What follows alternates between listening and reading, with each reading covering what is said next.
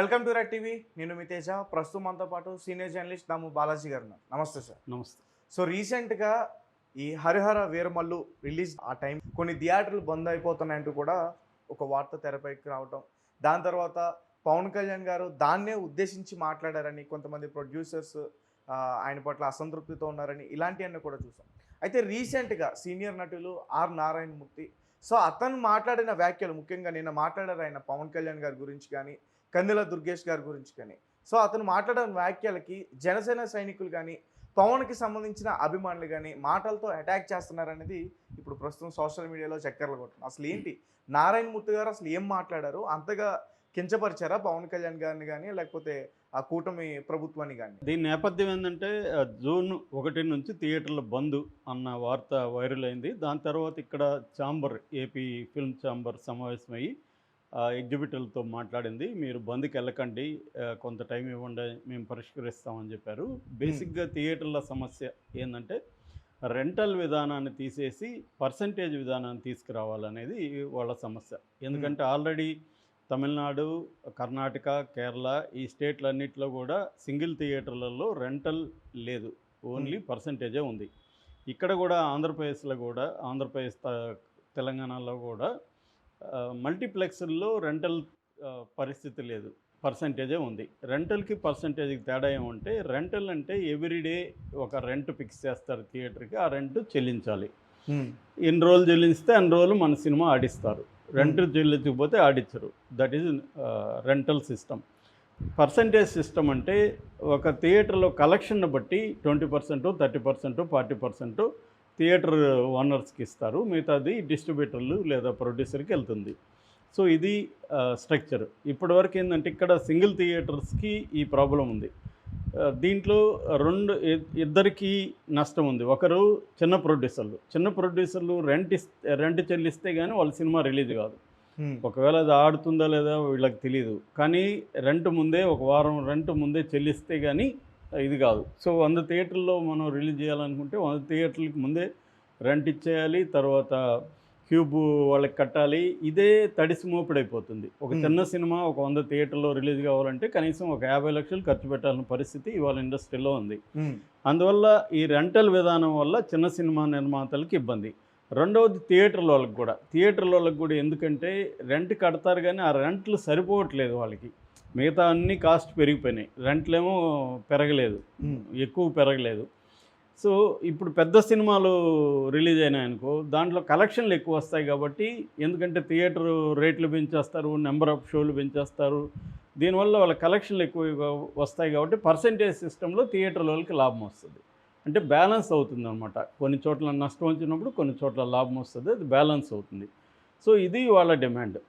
మూడో డిమాండ్ కూడా ఉంది. అదేంటంటే హీరోలు నెంబర్ ఆఫ్ ఫిల్మ్స్ ఎక్కువ చేయండి అనేది వాళ్ళ డిమాండ్.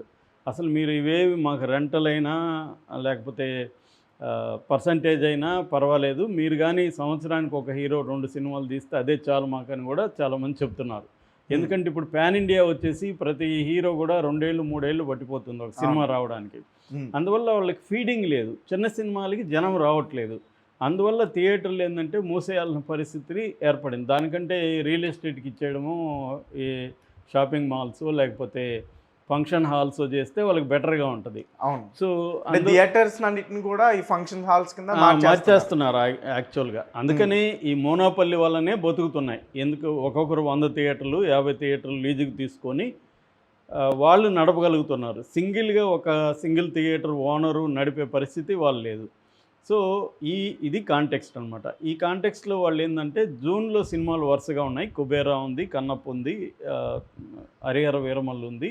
ఈ సినిమాలన్నీ ఉన్నాయి కాబట్టి ఇప్పుడు మనం బంద్ గాని పిలిపిస్తే మనతో చర్చిస్తారు, లేకపోతే మనతో ఎవడు చర్చించట్లేదు అన్న ఒక ఏదో ప్రైవేట్ డిస్కషన్ జరిగింది. అంతేగాని వాళ్ళు ఏమీ నోటీస్ ఇవ్వలేదు, బంద్ ఫలానా తేదీని బంద్ చెప్పలేదు, ఏం చెప్పలేదు. కానీ ఇది ఎట్లా లీక్ అయిపోయి మీడియాలో పెద్ద ఎత్తున బంద్ అని వచ్చేసింది. దాంతో పవన్ కళ్యాణ్ కోపం వచ్చింది. నా సినిమా జూన్ 12 రిలీజ్ అవుతా ఉంటే ఇప్పుడు మీరు థియేటర్ బంద్ పిలిపిస్తారా అని చెప్పి కందుల దుర్గేష్కి చెప్పాడు. కందుల దుర్గేష్ ఇమీడియట్గా దీని మీద హోమ్ సెక్రటరీ ఎంక్వైరీ చేసి దీని వెనక ఎవరున్నారు అంటే ఇదంతా కుట్ర అనే పద్ధతిలో పవన్ కళ్యాణ్ మాట్లాడాడు. నా సినిమాని ఆపడానికి కుట్ర. ఇంకొక కుట్ర తీరు ఏంటంటే దిల్ రాజుకి మైత్రి మూవీ మేకర్స్కి ఒక వార్ నడుస్తుంది. కోల్డ్ వార్ అనేది నడుస్తుంది. Cold war. ఎందుకంటే మైత్రి మూవీ మేకర్స్ డిస్ట్రిబ్యూషన్లకు కూడా వచ్చారు. సలారు ఈ సినిమాల తర్వాత వాళ్ళు డిస్ట్రిబ్యూషన్లకు వచ్చారు. కొన్ని థియేటర్లు కూడా వాళ్ళు తీసుకుంటున్నారు. ఎందుకంటే ఎప్పుడైతే డిస్ట్రిబ్యూషన్కి వస్తారో థియేటర్ల ప్రాబ్లం డిస్ట్రిబ్యూటర్లకు వస్తుంది. అందుకని థియేటర్లు కూడా మన కంట్రోల్లో ఉండాలనుకుంటారు. అందుకనే దిల్ రాజు అయినా, అల్లు అరవింద్ అయినా, సురేష్ అయినా, ఏషియన్ సునీల్ అయినా వీళ్ళంతా థియేటర్లు ఎందుకు పెట్టుకున్నారంటే మన కంట్రోల్లో థియేటర్ లేకపోతే మన సినిమాలకు ఇబ్బంది అనేది వీళ్ళు అర్థమైంది. అందుకని వీళ్ళు థియేటర్లు పెట్టుకున్నారు. మోనోపలైజ్ అయ్యింది. ఈ మోనోపలైజ్ గురించి కూడా నేను గతంలో కూడా విశ్లేషించాను. ఇండియాలోనే అన్ని రకాల ఇండస్ట్రీలు కూడా మోనోపలి వల్లనే బతుకుతున్నాయి. మొత్తం 70% కంపెనీల ఇన్కముల్లో ఓన్లీ 20 కంపెనీలే పొందుతున్నాయని ఈ మధ్యనే సౌరభ్ ముఖర్జీ అనే ఒక ఎకనామిస్టు బిహేవ్ ద లెవియేతన్ అనే బుక్లో డీటెయిల్గా రాశాడు.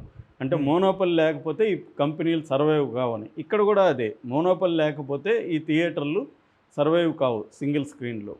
ఇప్పుడు మల్టీప్లెక్స్లు అంతా కూడా మోనోపలే కదా, 4-5 గ్రూపుల చేతుల్లోనే ఇండియాలో అన్ని మల్టీప్లెక్స్లు ఉన్నాయి. సో ఈ మొత్తం అర్థం కాకుండా జనాలకు కన్ఫ్యూజన్లో పెడుతున్నారు వీళ్ళు. సో పవన్ కళ్యాణ్, దుర్గేష్ వీళ్ళు ఏం స్పందిస్తున్నారంటే ఇదంతా మా సినిమాని ఆపడానికి కుట్ర. ఎందుకంటే వాళ్ళ సినిమాని మైత్రి మూవీ మేకర్సే డిస్ట్రిబ్యూట్ చేస్తున్నారు. సో దిల్ రాజు దీని వెనుకున్నాడు అనేది దుర్గేష్కి వీళ్ళకున్నది. అందుకని దిల్ రాజుని ఒక్కడిని టార్గెట్ చేయకుండా ఆ నలుగురు అని చెప్పారు.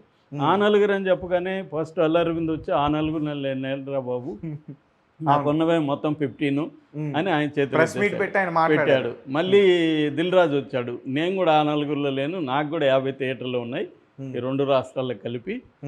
ఇక్కడ ఒక 90 థియేటర్లు సునీల్ నారంగ దగ్గర, దగ్గుపాటి సురేష్ దగ్గర ఉన్నాయని ఆయన అనౌన్స్ చేశారు. కానీ దగ్గుపాటి సురేష్ కానీ సునీల్ నారంగ కానీ బయటికి రాలే. ఈ లోపల పవన్ కళ్యాణ్ ఆఫీస్ నుంచి ఒక సీరియస్ నోటు, థ్రెట్ లాగా ఒక బ్లాక్ మెయిల్ చేస్తున్నట్టు బయటకు వచ్చింది. అంటే ఆ కుట్రదారులు ఎవరో తెలుస్తాం, థియేటర్లలో రేట్లు, తర్వాత శానిటేషను, వాటరు, క్లీనింగ్గా ఉందా, తూకాలు, ఇవన్నీ అంటే తాట తీస్తాం అన్న పద్ధతిలో నా సినిమానే ఆపుతారా మీరు, నా తడాక చూపిస్తానన్న పద్ధతిలో పవన్ కళ్యాణ్ మాట్లాడాడు. దీని పట్ల విమర్శ వచ్చింది. నేను కూడా దీన్ని అనలైజ్ చేశాను. నిజానికి థియేటర్లలో రేట్లు ఎక్కువ ఉన్నాయి, క్లీన్లీనెస్ లేదు, వాటర్ మంచిగా ఉండట్లేదు. వాటర్ అసలు ఒకప్పుడు వాటర్ పెట్టి తాగేవాళ్ళం, ఇవాళ కొనుక్కోవాలి. అది కొనుక్కోవాలంటే 70 రూపాయలు ఉంటుంది. సో ఒక పాప్కార్న్ తినాలంటే 400-500 ఉంటుంది, కాఫీ తాగాలంటే 250కి తక్కువ లేదు. ఈ కండిషన్ టికెట్ ధర కన్నా ఈ ఖర్చులు ఎక్కువ. ఇప్పుడు ఫ్యామిలీ వెళ్తే నీళ్ళు తాగాలనిపిస్తుంది, ఒక కాఫీ తాగాలనిపిస్తుంది, ఇంటర్వ్యూలో పిల్లలు ఉంటే పాప్కార్న్ తింటామనిపిస్తుంది. సో దానికి నీకు 2000 అయిపోతుంది ఒక ఫ్యామిలీ వెళ్తే, ఏది టికెట్ కాకుండా. సో ఇది ప్రాబ్లం. అది పవన్ కళ్యాణ్ చేయడం ఖచ్చితంగా మెచ్చుకోవాలి, పవన్ కళ్యాణ్ సీరియస్గా తీసుకొని చేయడం. కానీ ఇలా చేయకూడదు. అది అంటే కక్ష సాధింపులాగా అతను సినిమా కోసం చేస్తున్నాడు అనేది వచ్చిందన్నమాట. అది పవన్ కళ్యాణ్ మీద విమర్శ అయితే వచ్చింది. దాని నేపథ్యంలో నారాయణమూర్తి గురించి మనకు తెలుసు. నాకు పర్సనల్గా ఆయన గత 20 ఏళ్ళ నుంచి తెలుసు. ఆయన ఏంటంటే ఎవరితో అయినా మనం కలిసినప్పుడు కూడా కొండ బద్దలు కొట్టినట్టు చెప్పేస్తాడు. ఆయన ఎక్కడ ఏమి దాచుకోడు, కుట్ర ఇంకోటే ఉండవు, ఎవరినో నాశనం చేసేయాలనే స్వభావం ఆయనకి అస్సలు లేదు. ఆయన నేనైతే ఎవరిని చూడలే సినిమా ఇండస్ట్రీలో. ఆయన ఏమి చెప్తాడో అదే ఆచరిస్తున్నాడు. ఇవాళకి ఆయన షేర్ ఆటోలు వెళ్తాడు, ఇవాళకి కింద కూర్చొని టిఫిన్ తింటాడు. ఆ కైండ్ ఆఫ్ ఆయన నమ్మిన సినిమాలు తీస్తున్నారు. నిజానికి ఆయనకి ఎప్పుడో బ్లాంక్ చెక్ ఆఫర్ చేశాడు మన పూరి జగన్నాథ్, విలన్గా చేయమని. నేను చేయనని రిజెక్ట్ చేశాడు. ఇవాళ ఆయన విలన్గా చేస్తే సౌత్ ఇండియాలో ఆయన కొన్ని కోట్లు సంపాదించి ఉండేవాడు. కానీ ఆయన ఏమీ లేకుండా ఆయన నమ్మిన సినిమా ఆయన తీసుకుంటూ వెళ్తున్నాడు. సో అటువంటి వ్యక్తి నిన్న ఏం మాట్లాడాడంటే, ఈ చిన్న సినిమాల గురించి నేను ఎప్పుడో కొట్లాడుతున్నాను, చిన్న సినిమా నిర్మాతలు, థియేటర్ ఓనర్ల గురించి. పవన్ కళ్యాణ్ కానీ దుర్గేష్ కానీ ఇలా మాట్లాడడం కరెక్ట్ కాదు. రెండోది, ఇండస్ట్రీ వాళ్ళందరూ మీ దగ్గరికి ఎందుకు రావాలి, మీరే పిలిపించి మాట్లాడచ్చు కదా అనేది కూడా అన్నాడు. నిజంగా కూడా పవన్ కళ్యాణ్ గొప్ప ఆపర్చునిటీ ఇది. ఆయన కానీ థియేటర్లో ఓనర్ని, డిస్ట్రిబ్యూటర్ని కూర్చోబెట్టి, నిర్మాతలను కూర్చోబెట్టి మాట్లాడి కానీ సాల్వ్ చేస్తుంటే ఆయనకి చాలా మంచి పేరు వచ్చేది. ఆయన అది కాకుండా నా అధికారం చూపిస్తా అని బయలుదేరితే అధికారం ఎన్ని రోజులు ఉంటుంది? అధికారం కాకుండా ఒక మనిషి పెద్దరికాన్ని నిలబెట్టుకోవాలి. అధికారం ఈరోజు ఉండొచ్చు, రేపు పోవచ్చు. ఇప్పుడు జగన్ పరిస్థితి అదే కదా. జగన్ అయినా, అటు జయలలిత అయినా, ఇటు రేవంత్ రెడ్డి అయినా, వీళ్ళందరూ కూడా అధికార బలాన్ని చూపిస్తున్నారు తప్ప దానికంటే హుందాగా బిహేవ్ చేయట్లేదు. ఒక రివెంజ్ మోడ్లోకి వెళ్తున్నారు. అధికారంలో ఉన్నప్పుడు రివెంజ్ మోడ్లోకి ఉండకూడదు. ఉండకుండా దానికి బ్రాడర్గా ఉండాలి. రెండోది నా సినిమాని మీరు ఆపారన్న కోపం ఉండకూడదు. నా సినిమాని ఆపడం కాదు, మీ సమస్యలు ఏమున్నాయి రండి మాట్లాడదాం అని కానీ పవన్ కళ్యాణ్ పిలుచుంటే ఇవాళ పవన్ కళ్యాణ్ బ్రహ్మాండమైన పేరు వచ్చిండేది. ఇండస్ట్రీలో ఒక పెద్ద మనిషిగా ఒప్పుకునేవాడు. ఎందుకంటే చిరంజీవిని ఒప్పుకోరు. ఎవరు ఒప్పుకోరు? మోహన్ బాబు ఒప్పుకోడు, బాలకృష్ణ ఒప్పుకోడు. ఇలాంటి వాళ్ళు చిరంజీవిని పెద్ద మనిషిగా ఒప్పుకోరు. కానీ పవన్ కళ్యాణ్ ఒప్పుకుంటారు. ఎందుకు బాలకృష్ణ అయినా ఎందుకు ఒప్పుకుంటాడంటే ఆయనకి పవర్ ఉంది, వాళ్ళ బావకి పవన్ కళ్యాణ్ అవసరం ఉంది, వాళ్ళ అల్లుడికి అవసరం ఉంది కాబట్టి పవన్ కళ్యాణ్ పెద్ద మనిషి స్థానాన్ని బాలకృష్ణ కూడా ఒప్పుకుంటాడు.